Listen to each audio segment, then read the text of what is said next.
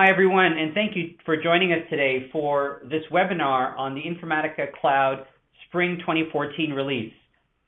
My name is Ajay Gandhi. I'm the Vice President of Cloud Product Marketing for Informatica Cloud, and I'm joined today by my colleague, Krupa Natarajan, who is Director of Cloud Product Management. And we're going to be walking you through this release and would love to also answer any questions that you have. During the webinar, everyone will be placed on mute, but if you have questions, please click the Ask a Question button on the top left of your screen in BrightTalk and submit them via the chat window, and then we'll be addressing those in the Q&A section of the webinar. So the agenda for today, we'll do a brief overview of the Informatica Cloud Platform. Hopefully it's familiar to many of you. We'll also kind of walk you through some of the new parts of it. And we'll also then, of course, focus most of the webinar on what's new in the Cloud Spring release, specifically around three very exciting innovations.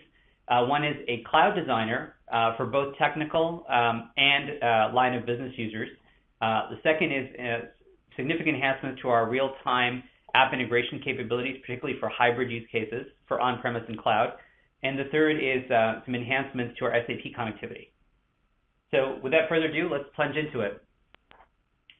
I'm sure many of you are Salesforce users and have investments in one or more Salesforce instances in your company.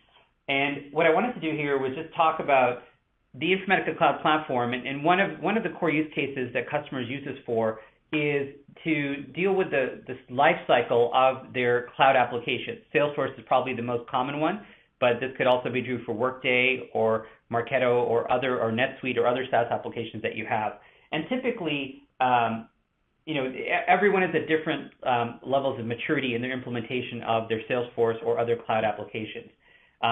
Typically, you start off with basic needs for cloud integration to be able to get information on apps on your phone. So in the Salesforce example, sales reps may want to be able to get customer information or prospect information on their phone at a moment's notice, and the data needs to be up to date and instantly available.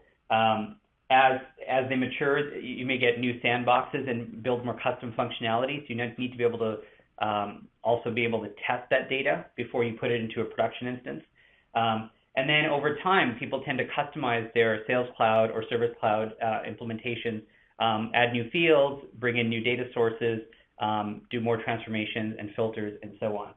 And then over time, as you get more instances of Salesforce, there's a challenge with making sure the records are up to date, the records are not duplicated, and you're able to simply have a single view of your customer when needed, or a single view of your product, or a single view of your territory, whatever the record might be. And then finally, as a lot of customers expand from basic CRM into things like customer service or marketing or other custom apps for other lines of business inside their companies, there's a need to optimize business processes and bring in data, not only data, but also business process application logic and orchestration logic to be able to optimize these business processes in the cloud. And then finally, a lot of customers ultimately need to also upgrade their infrastructure for cloud to have more storage, be able to support more fields, and things like that. So the bottom line here is a lot of our customers are following this maturity curve when it comes to their Salesforce implementations or their other cloud app implementations. And they need different things at different times as they mature, typically when they also go from departmental to more centralized enterprise class usage of the cloud apps.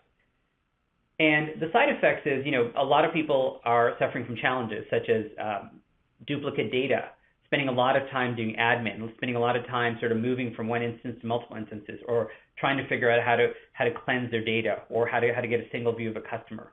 And particularly when the usage of Salesforce or other cloud apps becomes mainstream, then the data starts looking a little wonky, right? And you want to make sure the data is secure, it's accurate, it's up to date, and most importantly, it's easily accessible by your business users to solve their business needs and enable their business processes.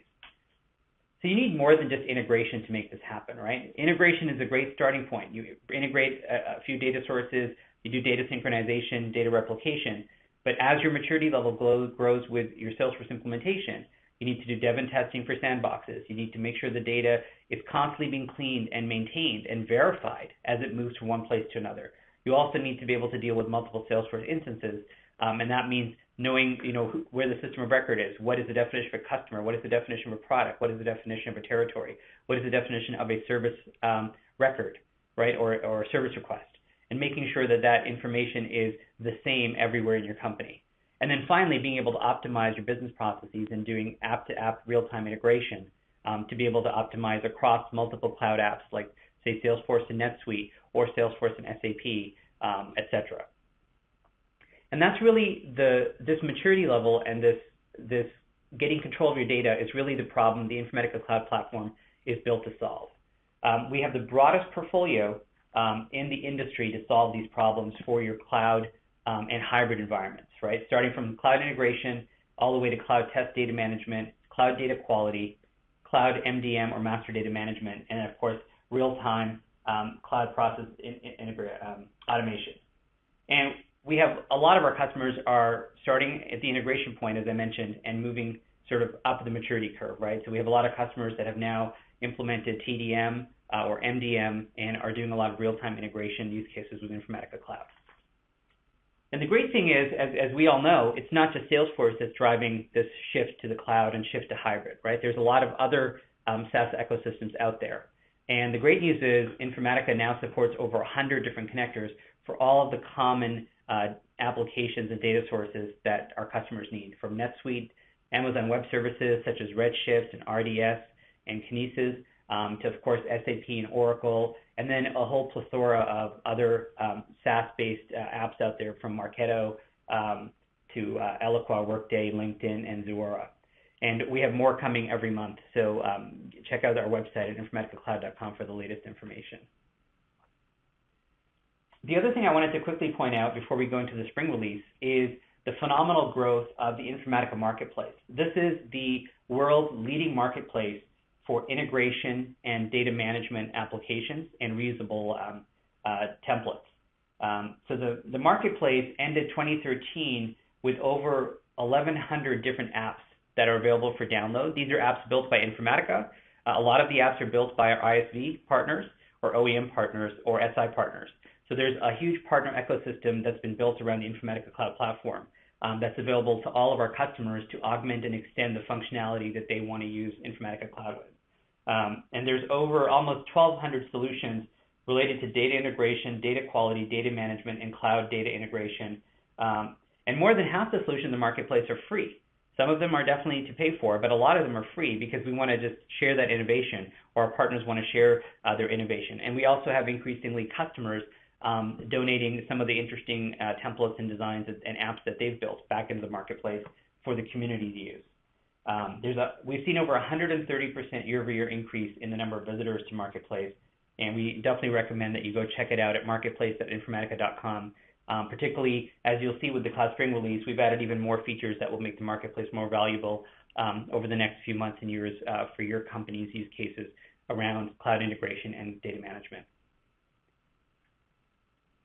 Now, I think most of us, almost every company we work with has a hybrid environment, right? There's a significant amount of on-premise applications and data sources, whether it's SAP, Oracle, or SQL Server, or other sort of legacy files systems. And there's increasingly this investment in the cloud world, right? Whether it's SaaS apps such as Salesforce or Workday or Concur, platform as a service apps. People are increasingly building custom apps on Azure, on Amazon Web Services, for example, building cloud data warehouses, on Redshift, on Force.com, building a lot of custom apps that build off their CRM core data sources.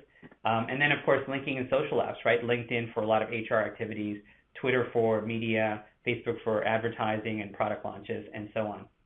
And everything is now being accessible not just on computers and PCs, but, of course, from mobile devices, which creates a whole new set of challenges around how do you bring the right data to those users using the apps on your mobile devices. For Informatica Cloud Platform, all of our platform services are REST API enabled. So it's very easy to access our platform from any third-party app or OEM environment as well.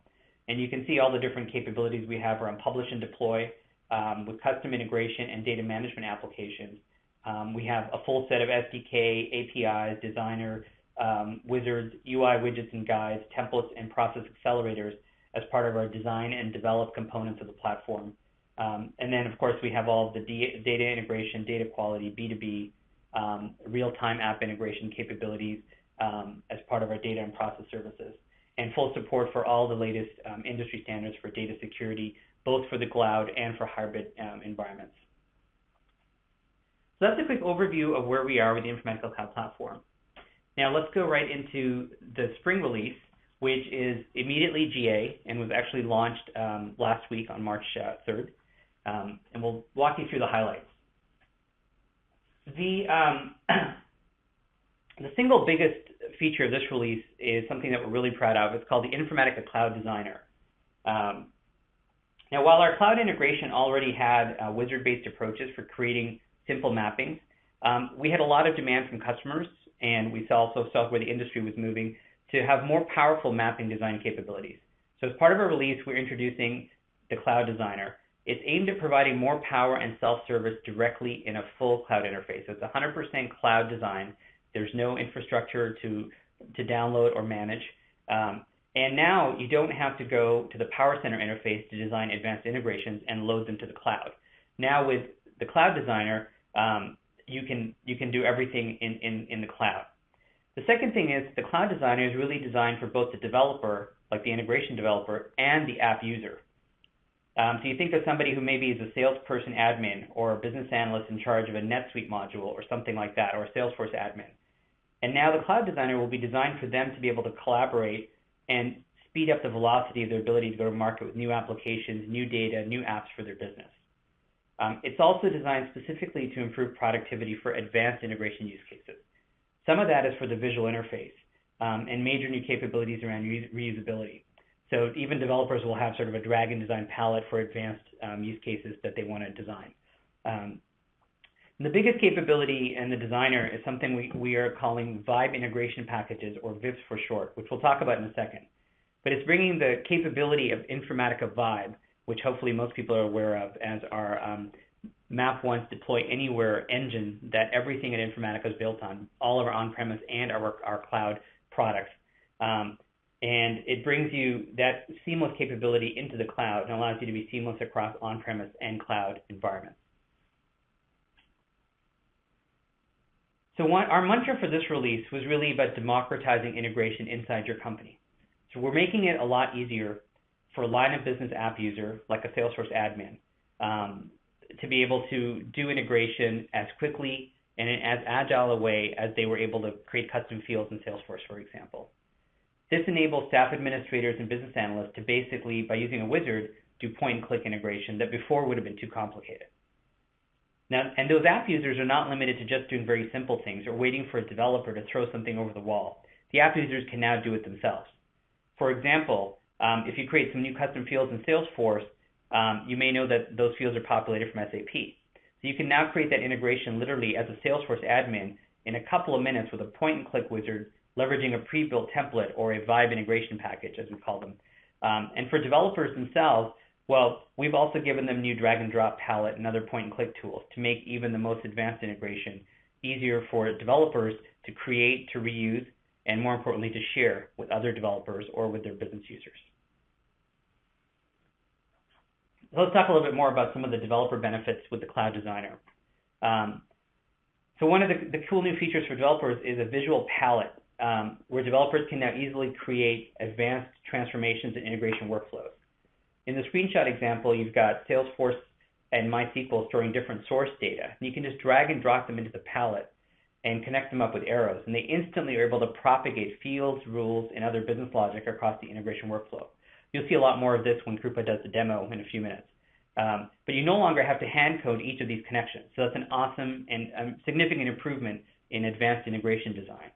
And the integration itself is abstracted from app changes. So if a back-end connection changes, such as pointing to a different WSDL version, or someone changes something on the business app user side, this integration is now insulated from that through a level of abstraction.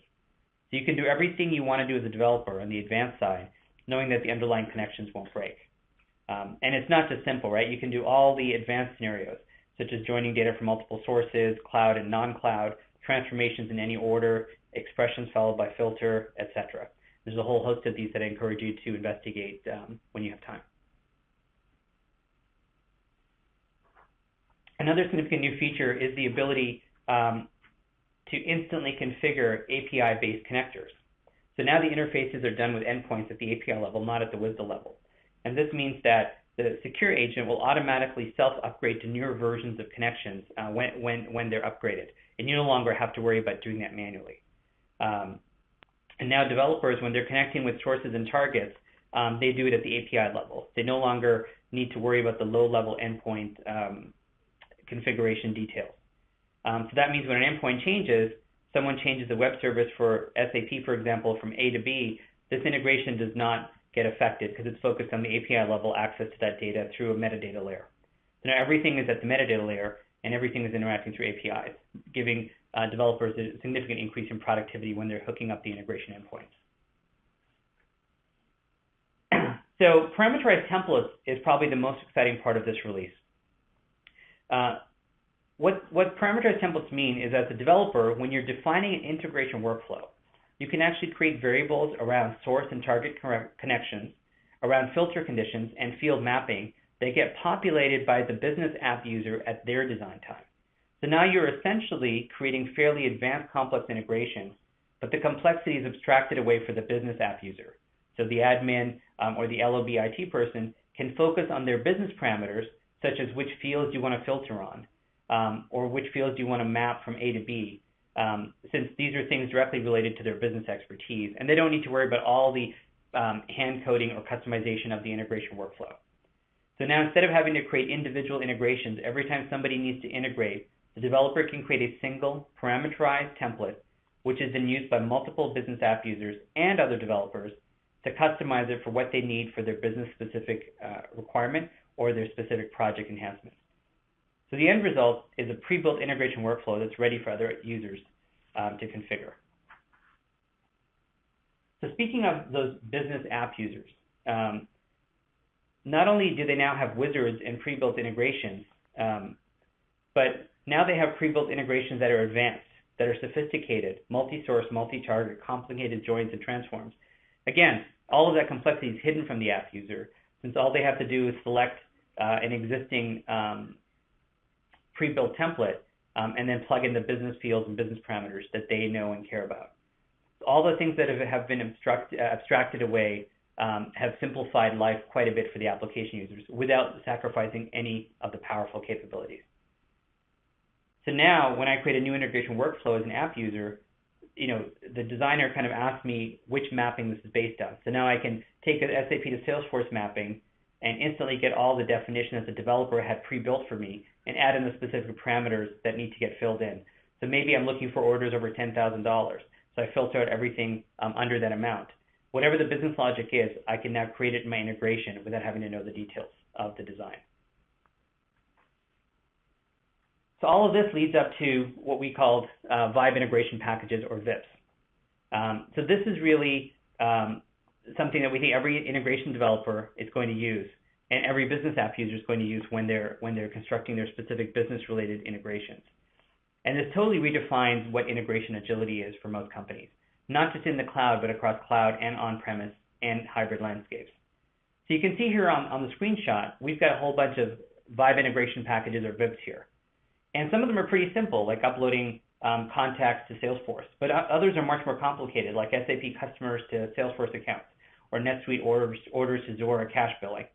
So we have full support for all the different major SAP ecosystems out there, full support for integrating them with SAP, Oracle, and other on-premise apps. And not just Salesforce, but also NetSuite, Amazon Web Services, and other emerging SaaS ecosystems. And these are not things that our app users have to worry about anymore, because now, as an app user, I can grab one of these pre-built VIPs that you see here in the screenshot, and I can just fill in my business parameters. And the VIPs are essentially what we have been describing as pre-built parameterized integration workflows. So you can create a VIP for all sorts of different sources and targets and transformations, and then share those VIPs across other users in your company or other developers in your company. And because everything is built on Vibe, it's instantly usable both in your on-premise environment as well as your cloud environment. And you can also distribute them via the Informatica marketplace and easily embed them using REST APIs into any third-party app. So VIPs are a huge advancement for Informatica Cloud Platform, and we think will provide a lot of agility, productivity, and a whole new set of use cases that are now available for customers that they couldn't do before. I wanted to walk you through specifically how VIPs really enable hybrid integration in our customers. So as we mentioned, once you've built the VIPs using the Informatica Cloud Designer, and they could be built by developers, it could be built by partners, or by Informatica itself through the marketplace, we could apply, there could be many different folks that are building these VIPs. We can push them out to the marketplace. Once they're built, you have a set of Vibe integration packages, and then they can be consumed and used in a bunch of different ways. So we've talked a lot about one way, which is that they can obviously be consumed by line of business app users inside the Cloud Designer itself to be a starting point where they fill in their business parameters using custom, wizard-driven custom applications. The VIPs can also be used seamlessly by any Power Center user who is using the on-prem Power Center tools to create custom apps for their environment. And they can also be used through the REST APIs by any partner, like an OEM partner, who's maybe building a custom app on Salesforce, or maybe building their own web app or their own cloud app. So they can easily use the VIPs to provide that integration capability through the API. And a VIP is really instantly hybrid and instantly both embeddable and consumable by end business users. So after all that teeing up of the Cloud Designer and VIPs and all these great capabilities, let's actually see this in action. So I'm going to turn it over to Krupa, who's going to give you a demo of the new Cloud Designer. Thank you, Ajay. Hi, everybody. This is Krupa Natarajan. I'm very excited to show you the Cloud Designer that Ajay's done a great job of teeing up here. I'm logged in to my Informatica Cloud account. For those of you that are very familiar with Informatica Cloud, you may have noticed the new look and feel that we introduced with the Spring 2014 version as well. There's a whole new design capability for advanced integration designs, and Mapping Designer, or the new Cloud Designer, fits in there. So I could go into my Informatica Cloud account just using a browser interface here, go into new mapping, and start building an advanced integration right on the browser-based interface. Nothing to download and nothing to set up. Just go ahead and start building at this point. I will first take you through the designer canvas, give you a feel of what the user experience of building an advanced integration is, and then we'll bring up a pre-built mapping and talk about more of the advanced capabilities, such as the parameterization, the wizard interface for application users, and so on. So this is the canvas that's embedded into Informatica Cloud. We have a palette of transformations available. I can simply start dragging and dropping these transformations. I can put in source in there. I can start adding filters, expressions, lookups, a number of these transformations, especially for those of you familiar with the Power Center world.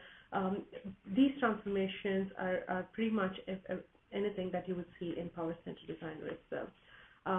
I can start building this palette, simply dragging and dropping, connecting them, and build my application. I can also drill into any of these, and on the bottom here I have a property pane where I can go into the details. Here I have a source, and any connection I've defined in Informatica Cloud, including any of the toolkit-based connectors, the 100+ connectors that Ajay talked about, are available here. I can expand this out so that I have more space to work on. Let's say I'm choosing Salesforce. I have a list of all the Salesforce objects available to me right here. I can pick one of those, start previewing, and start building that into my integration flow. We also have more advanced capabilities for the developers, where you can look into the fields coming in from the endpoint that you're connecting to. And you can also play around with these, where if you have a large image data, maybe you don't want to include it in your integration, you can simply go ahead and exclude that. Or if you know that your names are going to be much shorter than what precision was specified at the source, you could go ahead and pull them down so that you have better performance and so on. So a lot of advanced capabilities to start playing with your sources. again, if you go into any of these transformations and start exploring the property pane area, you can start building out your integrations in pretty much no time at all. And as the integrations grow, you could, have them zoomed out, zoomed in, and also a number of these visual capabilities like auto range of your transformations in your integrations. These are things that will be extremely helpful when you start building large flows that consist of a number of transformations in your flow. We also have a very good validation included here. So go ahead and validate the integration that I've just built. It brings up all the errors. I can start debugging as an advanced developer. It's going to be very productive for me to start looking into these issues and start fixing them, so I have a valid integration that I've built. So with that introduction to what the canvas looks like, I'm going to go ahead and close this and bring up an integration that I've built before. So here I have a hybrid order processing integration. This is a pretty detailed integration where I have Salesforce as my customer master. So I have all my account information in Salesforce. That's where I know who my customer is, what their address is, what their shipping address is, and so on. I have orders coming in through an on-premise database. In this case, an example uses MySQL. Orders from a website are getting created there. I want to join this information. I want to filter for specific products, maybe look up some product pricing information from SAP, compute some order totals, and then split them into large and small orders. If they're large orders, I want to let NetSuite shipments handle them. And if they're small orders, I want them to go into a standard shipment database where probably they get shipped out with a lower priority. So it's pretty detailed integration. I have multiple sources here across a cloud and on-premise data source. I'm joining those. I'm splitting them into two separate targets. I have lookup from a totally different connection endpoint as well. So it's pretty easy for me to build this out through the drag and drop interface that I just talked about. Let me go into the filter criteria just to give you a feel of what I'm using here. So I want to process shipments only for iPhones, so I simply picked the product description, which is a field containing what the product is, and I typed in my criteria here, which said iPhone 5 and 16 GB. So this is filtering it and then looking up information in place. Pretty detailed and pretty advanced integration. Now, once I've built this integration as a developer, I would be able to go ahead and run this integration right away. Or in most cases, what I would like to do is create what is called a mapping configuration task. A mapping configuration task is pretty much a runtime entity that is on top of that integration. It has simple wizard interface that gets auto-generated. I can give my mapping configuration task a name. I can call it iPhone shipment processing. This is the name I choose. It gives me a preview of what the underlying logical flow is. And I can go ahead and start scheduling this or run it immediately. So in this case, maybe I want to schedule it on a nightly basis. I can give my schedule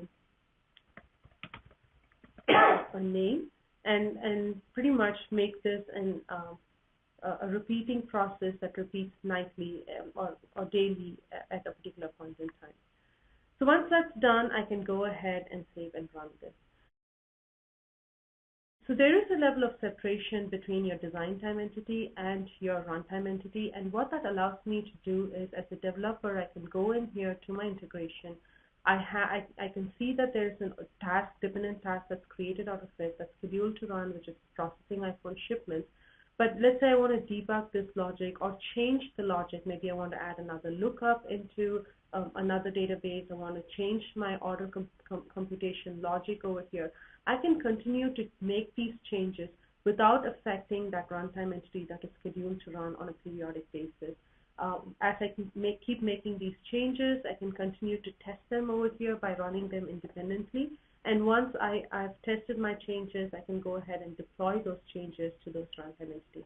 Once we're talking about advanced integrations, it's extremely helpful to have that degree of separation between your design time and your runtime, and continue to make changes and upgrades to your integration flow, and have control over where you want these changes propagated over into your scheduled entity.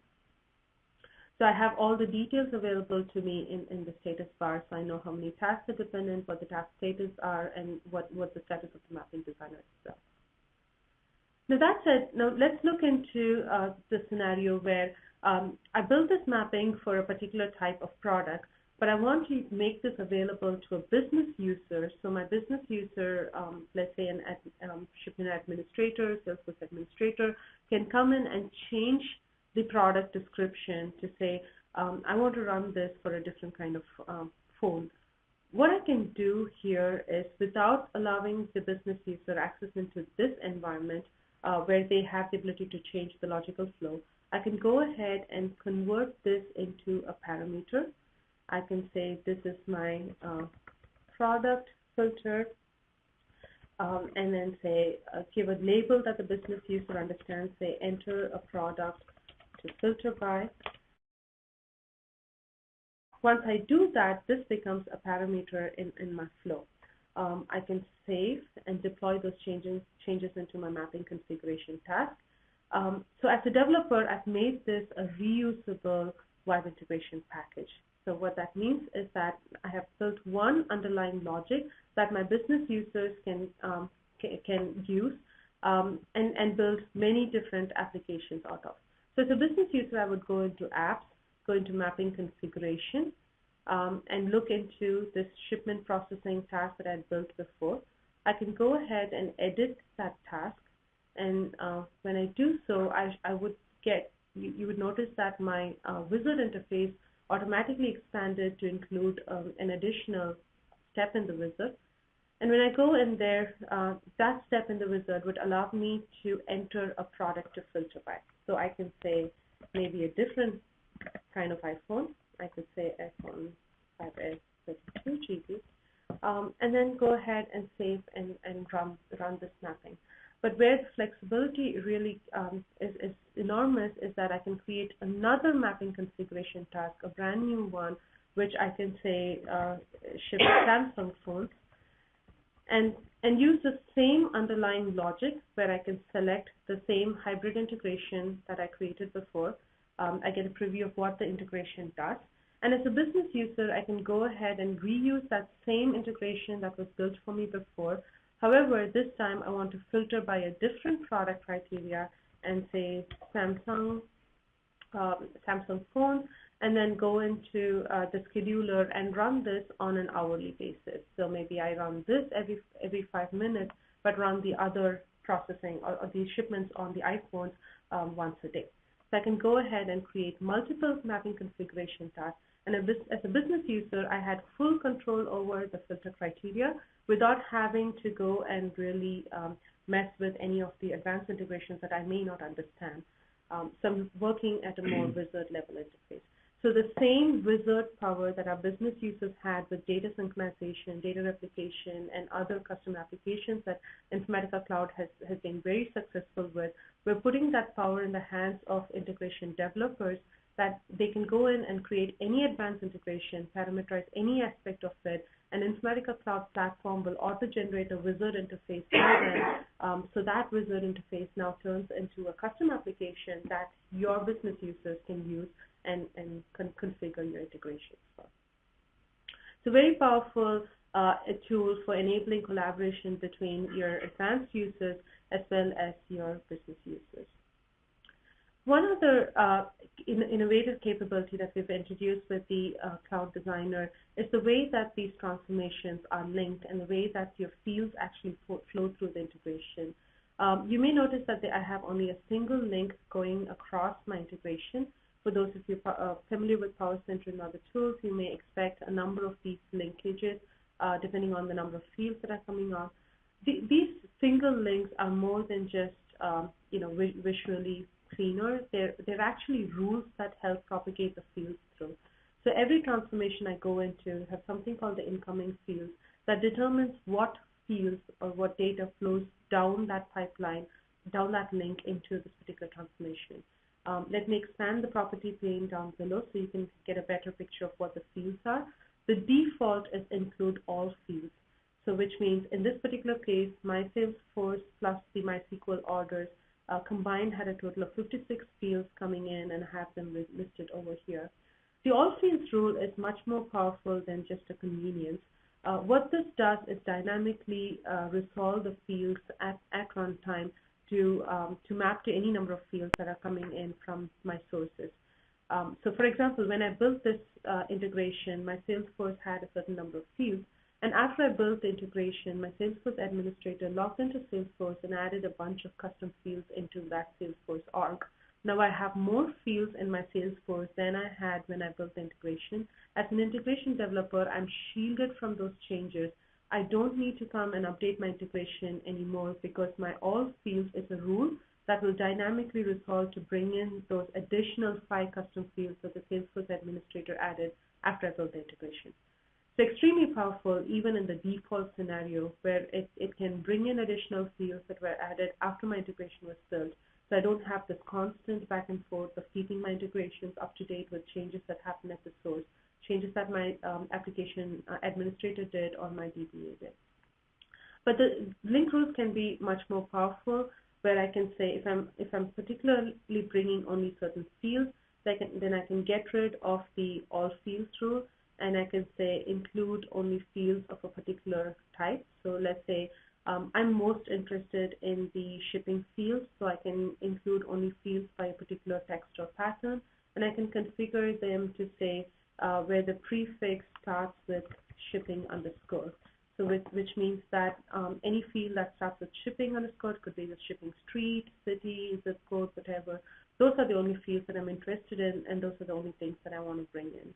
I can also add fields by data type rules. I can say I want all the shipping fields, but I also want any field that is of data type date, because I want to process them by date, only if they came in at a particular time. So I can choose any data type that I'm interested in and add them. This is also very useful, especially in Salesforce scenarios.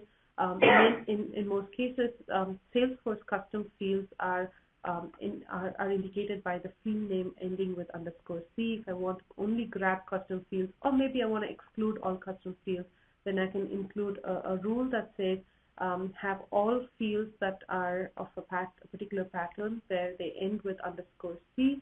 I want to include them from this integration where I'm not interested in processing them, for example. So very, very powerful rule-based linkage. I can have these rules defined in any point of the integration.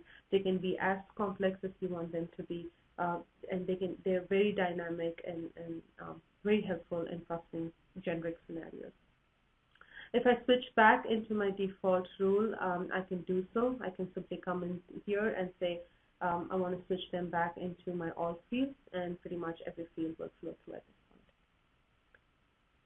point. One more quick thing I wanted to show, which is very powerful in the case of targets, is if I expand my field mapping on the target side, I have a lot of flexibility in how I map these fields. A simple drag and drop can map the fields, but I also have this ability to partially parameterize my mapping, the field mapping on the target side, which means that I can map some of these standard fields that are coming in from Salesforce into my shipment fields in NetSuite, for example. At the same time, I can have a check mark that says partially parameterized. So if my app administrator added custom fields after the fact that I built this integration, then and I've indicated these to be partially parameterized, the business user that understands the data, that understands the metadata fields, can then complete the field mapping by mapping those additional custom fields that flow in. So my standard fields can be pre-mapped. Business user doesn't have to worry about them. But then by partially parameterizing it, when the business user comes in the wizard interface, they will see any additional fields that are not mapped, and they have the ability to map custom fields. Again, very powerful capability. With all of this power of parameterization, I could even completely parameterize my source. I can make this a generic order processing mapping, regardless of whether my customer master is Salesforce or a different CRM system altogether, by parameterizing the entire source and then using these link rules to indicate how I'm dealing with the field. And with that power of the level of parameterization is how we're able to enable the web integration packages. Again, if I have a few examples of possible WIPs that you can produce. You can build a generic Concur to NetSuite general ledger expense process. You can build a generic Salesforce opportunity to SAP order process. All of these are possible because I can build my integration, abstract the logic from the wizard interface. I can deal with fields at a dynamic, rule-based processing level, and I can make the integration that I built with the Cloud Designer extremely reusable, and those reusable entities are what's powering the WIPs. With that, I'd like to turn it back to Ajay. Great, thanks, Krupa. That was a great demo. So I want to follow up the demo and continue on with the rest of the features in the Spring release, and then open it up to Q&A. I think we have a few questions already. So just to summarize, as Krupa demonstrated, the Cloud Designer has a lot of new big innovations that we're really excited about. So one, obviously, is the whole idea of Vibe integration packages, or VIPs, where any mapping can be easily converted into reusable templates with parameterization. And you do this with 100% Cloud Designer. We don't think anybody else in the industry has this capability today, and it's a huge benefit for our customers. Secondly, we've got now a unified UI for both developer and business app users like admins. Again, instead of just being focused strictly on in-the-weeds developer tools or super high-level stuff for business users, we've provided a capability in one unified design environment where you can have the power of all the advanced integration use cases made simple and easily accessible for business users through business parameters, as Krupa showed you. And then finally, the rules-based linking, which is, I kind of think of it as a stealth feature, is actually probably the most exciting new IP for us as part of integration design. So now, when you add custom fields in Salesforce, for example, your integration design built in Cloud Designer will automatically propagate the rest of the integration workflow with those new fields, and you don't have to do anything. The data will get propagated automatically using the rules-based linking that Krupa showed in the demo. And we're really excited about this. It totally changes the game when it comes to making integration as agile and dynamic as your cloud apps themselves. So one of the other new features in the Cloud Spring release is something we're terming real-time hybrid app integration. And what this means essentially is there are two typical use cases for most of the customers we work with when it comes to real-time app integration. One is, for example, you have Salesforce and you want to integrate it with NetSuite. Maybe you want to bring data from NetSuite into Salesforce to complete a customer record or an account record. And so that's cloud-to-cloud integration. And for that, customers typically use their Informatica Cloud Platform in the cloud, so it's a totally cloud solution. And of course, the processing of the data is being done with our underlying Vibe engine in the cloud. Now, the second big use case is, let's say you want to integrate your Salesforce system with data from an on-premise system like an SAP or an Oracle. And I want to push data to SAP or Oracle or some other on-premise system. Now, from a customer perspective, many customers want to keep that on-premise data inside their firewall, also on-premise, because of data security, privacy, regulatory reasons, or some other business reasons. And now, with the Cloud Spring release, we allow you to, using the same Vibe-powered secure agent that's in the cloud platform, is now available to process that app data on-premise behind the firewall. So now customers can actually do the processing for SAP on-premise if they want, and of course they can do the processing for cloud-to-cloud integration in the cloud. But again, they don't have to choose. They can pick whatever makes sense for your business requirements and your business architecture. And it's the same functionality, the same performance, and the same security, whether you do it purely in the cloud or you do it in a hybrid environment on-premise with a secure agent, since everything is powered by Vibe. So we think this is an unparalleled choice in enabling hybrid use cases for our customers, particularly when it comes to real-time app integration. The final new feature I wanted to bring up for the Cloud Spring release is our enhanced SAP connectivity. Now we support the ability to get business-level metadata through a BAPI interface when doing SAP connectivity in Informatica Cloud. So now you get the full breadth of being able to connect with all the different SAP fields and values, but you can just operate at the business level, not at the technical field names and technical variable names. So now a business app user who may want to bring some SAP data into Salesforce can just focus on the 4 or 5 or 6 or 10 fields that you're interested in and literally point and click them into the configuration wizard, and they're ready to go. They could be using a VIP, they could be using a simple integration they built themselves, or something to download it from the marketplace. So all of those are now available to go at the business level for SAP. So that's a quick overview of our Cloud Spring release, and hopefully given you guys a lot of information that you're looking for.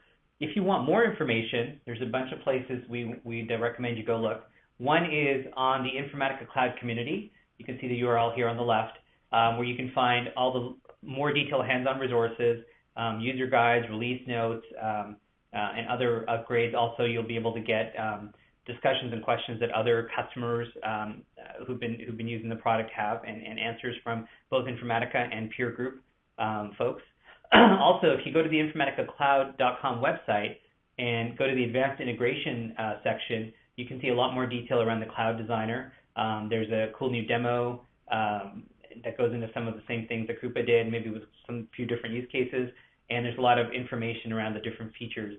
And of course, for those of you that are new to Informatica Cloud, we'd recommend you try out the free 30-day trial to get your hands wet and feet wet and see these features for yourself in action. And of course, go to the community if you have questions or want more information. And finally, before we do Q&A, I want to remind everybody that we have Informatica World coming up May 12th to the 15th. It's going to be an exciting user conference where we'll have a lot of cloud sessions. In fact, Monday, May 12th is Cloud Day, where we'll have a focused set of sessions on advanced thought leadership topics, kind of pushing the envelope on where we think cloud integration is going with a lot of input and speakers from customers and other thought leaders in the industry. And then the rest of Informatica World, May 13th to the 15th, has a lot of other cloud track sessions, as well as a lot of great sessions on hybrid integration and a lot of other topics related to data management and integration. So I would encourage you guys to register. It's in Vegas, the Cosmopolitan, a great location. If you have any questions, obviously, feel free to chat us a question or post it on the community and we can follow up. Now I want to turn it over to Q&A. So Krupa and I will kind of go through the questions. As I mentioned at the beginning, if you have questions, please use the Ask a Question button on your BrightTalk panel and send it through the chat. A lot of people are asking how they get access to the design, the Cloud Designer that we just showed. Many of you don't see it already under your mapping tab. Please talk to your account manager. Chances are it's just you just need the enablement of the license.